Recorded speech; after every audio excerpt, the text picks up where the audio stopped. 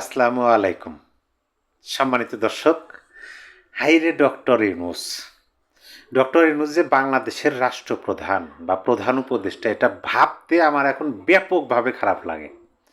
তিনি রাষ্ট্রপ্রধান হওয়ার আগে অর্থাৎ বাংলাদেশের শাসন ক্ষমতা নেওয়ার আগে তার গ্রহণযোগ্যতা কিন্তু ছিল ব্যাপক পরিমাণে। অনেক মানুষ তাকে পছন্দ করতেন, এমনকি তার প্রতি আফসোস ছিল মানুষের, যে এরকম একজন মানুষ, এই মানুষ কেন বাংলাদেশের মতো একটা রাষ্ট্রের রাষ্ট্রপ্রধান হন না, কেন তিনি বাংলাদেশ পরিচালনার দায়িত্ব নেন না, এরকম কিন্তু আফসোস ছিল। যাই হোক, 2024-এর 8ই আগস্ট তিনি রাষ্ট্র ক্ষমতার পরিচালনার দায়িত্ব নিছেন। তিনি প্রধান উপদেষ্টা হয়েছেন, যেটা প্রধানমন্ত্রী পদমর্যাদার মানে সমতুল্য। সেইখানে তিনি ক্ষমতা নেওয়ার পরে বাংলাদেশের মানুষকে তিনি যে ক্যালমা দেখাইতেছেন, এগুলা দেখে আমার মতো হয়তো বা আপনিও বলবেন যে তিনি যে বাংলাদেশের রাষ্ট্রপ্রধান, এটা ভাবতে এখন খারাপ লাগে। তিনি ক্ষমতায় আসছেন, বিভিন্ন ধরনের তো মানে লোভ লালসা দেখাইছেন, বিভিন্ন ধরনের আশা আকাঙ্ক্ষা দিচ্ছেন বাংলাদেশের মানুষদেরকে, বাঙালিদেরকে আশা আকাঙ্ক্ষা দিয়ে সেগুলো তো হতাশ করছেনই। দেখেন, প্রকৃতপক্ষে তাকে কিন্তু মানুষ রাষ্ট্র ক্ষমতা নিয়ে এসছে কিসের জন্য? নির্বাচনের জন্য। একটা সুন্দর সুষ্ঠু নির্বাচন হবে, সকল দলের অংশগ্রহণে মানুষ ভোট দেবে। কিন্তু তিনি এসে কি বলতেছেন যে না, আমরা তো নির্বাচনের জন্য আসি নাই, আমরা আসছি হচ্ছে 3টা এজেন্ডা নিয়ে। জোর দিয়েও ভিতরে ভিতরে তার অনেক এজেন্ডা আছে, নিজের জন্য অনেক কিছু করছেন। বাংলাদেশের ইতিহাসে এ পর্যন্ত কোনো রাষ্ট্রপ্রধান এত অল্প সময়ে এত কিছু করছে এরকম রেকর্ড নাই। তিনি সেই রেকর্ড করছেন, সেটা ভিন্ন বিষয়। কিন্তু তিনি বলতেছেন যে তিনি প্রথম তার যে এটা এজেন্ডা, সেটা হলো যে সংস্কার।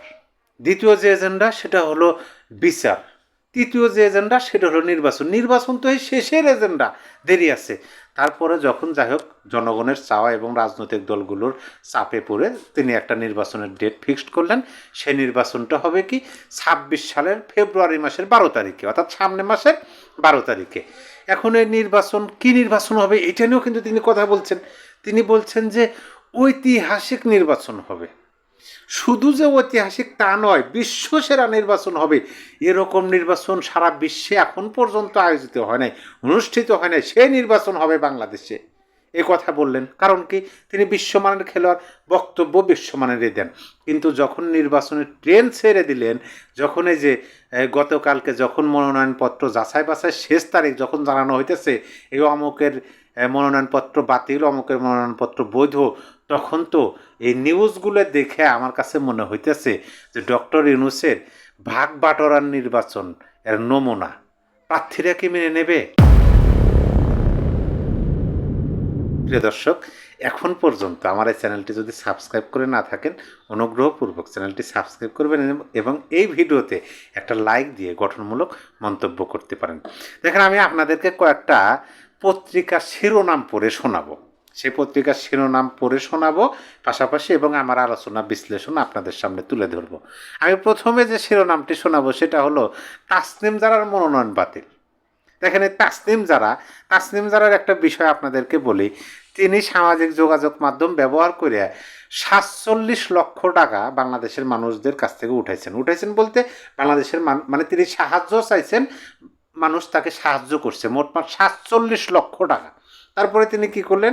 এনসিপি থেকে পদত্যাগ করলেন। পদত্যাগ করার পরে তিনি বলতেছেন জনগণের দেওয়া 47 লাখ টাকা ভোটে ব্যয় করবেন।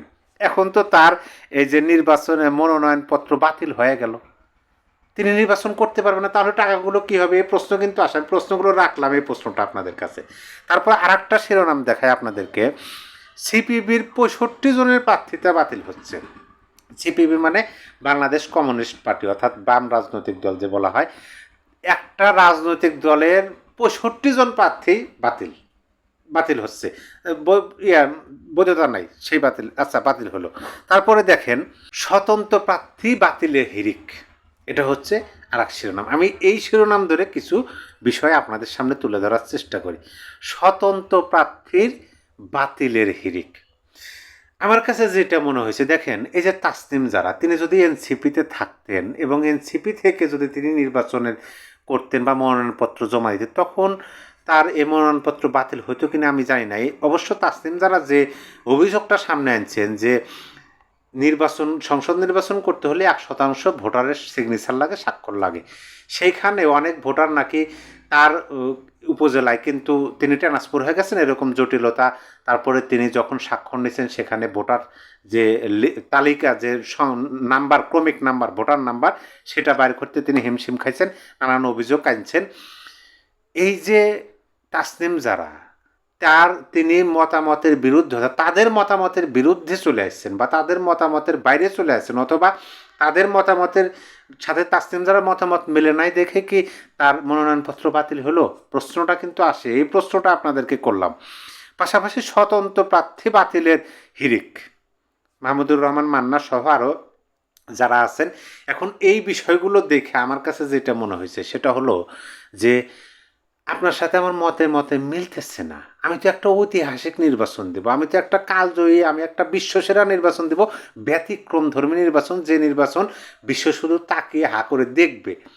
এখন নির্বাচনটা তো দিতে হবে, যদিও মনে মনে চাই নাই যে নির্বাচন দেব, কিন্তু তারপরও যদি নির্বাচন দিতে হচ্ছে তাহলে একটা সিস্টেম করা হোক। সিস্টেমটা হলো যে এই তুমি তুমি তুমি তুমি এই তোমরা নির্বাচন করো, আর তোমরা বাইরে থাকো, তোমাদের কাউকে নির্বাচনে আসতে দেবো না। এখন যাদেরকে তিনি নিষেধ করতে পারতেছেন না, যাদেরকে বাধা দিতে পারতেছেন না যে নির্বাচনে আসতে পারবেন না বা আপনারা আসেন না বা আপনাদের আসতে দেওয়া হবে না, তাদেরকে একটু কৌশল অবলম্বন করা হলো। কৌশল অবলম্বন করে তাদের নির্বাচনে মনোনয়নপত্র বাতিল। এরকম হতে পারে, কিন্তু সন্দেহটা আপনি একেবারেই উড়ে দিতে পারেন না। আরেকটা কথা আপনাদেরকে বলি, বাংলাদেশের সংবিধান অনুযায়ী জাতীয় পার্টি এখনও একটা বৈধ রাজনৈতিক দল, তাদের কর্মকাণ্ড নিষিদ্ধ করা হয় নাই, নিবন্ধনও স্থগিত করা হয় নাই। এখন এই জাতীয় পার্টির প্রার্থীর মনোনয়ন কেন বৈধ হলো, এইটার জন্যে এনসিপির একজন নেতা সে লাড্ডে দাঁড়ায়া বলতেছেন, মানে একটা হট্টগোল সৃষ্টি করে ফেলালেন। অবশেষে নির্বাচন কমিশনের সেই কর্মকর্তা বলছেন যে আপনারা নির্বাচনী বিধিমালা লঙ্ঘন করেন না। এরকম একটা নিউজ কিন্তু আমাদের সামনে আসছিল, আমরা কিন্তু দেখছেন। এই সমস্ত কিছু দেখে আপনার কাছে কি মনে হয়? আমার কাছে যেটা মনে হয় সেটা আমি থাম্বনেলে ব্যবহার করছি, যে ডক্টর ইউনূসের এটা হলো ভাগ বাড়ার নির্বাচন। এই ভাগ বাটোয়ারার নির্বাচন আমরা এখন থেকে নমুনা দেখা শুরু করতেছি। এখন যে সমস্ত প্রার্থীরা একটু মনে মনে আশা করছিলেন, চিন্তা করছিলেন যে সংসদ সদস্য হবেন অথবা নির্বাচন হবেন, সংসদ সদস্য হবেন কিনা হবেন সেটা পরের বিষয়, তাদের মনের অবস্থা কি যে আওয়ামী লীগবিহীন একটা নির্বাচন হবে, আওয়ামী লীগ এত বড় একটা রাজনৈতিক দল, পাশাপাশি আওয়ামী লীগের আরও কি বলে জোট যে আছে 14 দল, সেটাও বাতিল। এত এত আসন সংখ্যা ফাঁকা, জনগণ কাকে ভোট দেবে, স্বতন্ত্র নির্বাচন করব, একটা মানে এরকম আশা যারা করছিলেন যে আওয়ামী লীগ বিহীন একটা নির্বাচন করবেন, সেই আশায় ঘুরে বালি দিয়ে যাদের মনোনয়নপত্র বাতিল হয়ে গেল, জানি না যে কোনো কারণেই হোক বাতিল হয়ে গেল, তাদের মনের অবস্থা কি?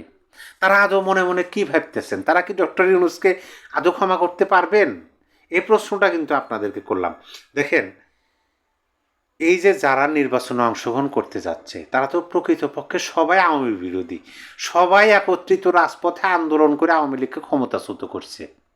নির্বাচন করবেন, ডক্টর ইউনূসকে এনে ক্ষমতায় বসেছেন। এখন ডক্টর ইউনূসের আমলে তিনি এমন কিছু প্যাচ সৃষ্টি করছেন যে প্যাচের মাধ্যমে আপনি বড় কোনো রাজনৈতিক দলের ব্যানার ছাড়া স্বতন্ত্র নির্বাচন করতে গেলেই আপনি আইসেন ও গেট আউট। বিষয়টা কিন্তু সেরকমই, সেদিকে ধাবিত হচ্ছে। সকল কিছু মিলে আমার কাছে ওইটাই মনে হয়েছে যে তিনি একটা ঐতিহাসিক নির্বাচন দিবেন, তিনি একটা কালজয়ী বিশ্বসেরা নির্বাচন দিবেন, যেরকম নির্বাচন দিবে মানে সারা বিশ্বে এখন পর্যন্ত হয় নাই সেরকম একটা নির্বাচন দিবেন, নিজের মনোনীত ব্যক্তিদেরকে যে তিনি একটা নির্বাচন করবেন। বাইরের কারো টাইম নাই, তার মতের বিপরীতে যারা কথা বলে বা বিপরীত মতামত যারা ধারণ করেন তাদের কোনো টাইম নাই, তাদের নির্বাচনে আসতে দেবে না। তাদের মানে যাদেরকে তিনি প্রকাশ্যে নিষেধ বা বাধা দিতে পারতেছেন না, তাদেরকে একটু ম্যাটিকুলাস ডিজাইন ব্যবহার করে তাদেরকে সরিয়ে দেওয়া হইতেছে। আমি দেখেন, প্রতিটা বিষয় যুক্তি ভিন্ন হতে পারে, আমার ছোট বিদ্যা বুদ্ধি যুক্তিতে যতটুকু বুঝি আমার কাছে এটাই মনে হলো যে তিনি একটা তার মতো করে নির্বাচন করতে যাচ্ছেন। তার কাছে যাদের যাদের ভালো লাগে তাদের নিয়ে একটা আনুষ্ঠানিকতা করতে যাচ্ছেন নির্বাচনের। সম্মানিত দর্শক, আবারও চ্যানেলটি সাবস্ক্রাইব করে না থাকলে সাবস্ক্রাইব করবেন। আর অবশ্যই এই ভিডিওর যে মূল বিষয় যেটা নিয়ে এতক্ষণ আলোচনা করলাম সেই বিষয়ে আপনার মতামত আমার এই ভিডিওর কমেন্ট বক্সে লিখে দিবেন গঠনমূলকভাবে। সবাই ভালো থাকবেন, আবার দেখা হবে। আল্লাহ হাফেজ।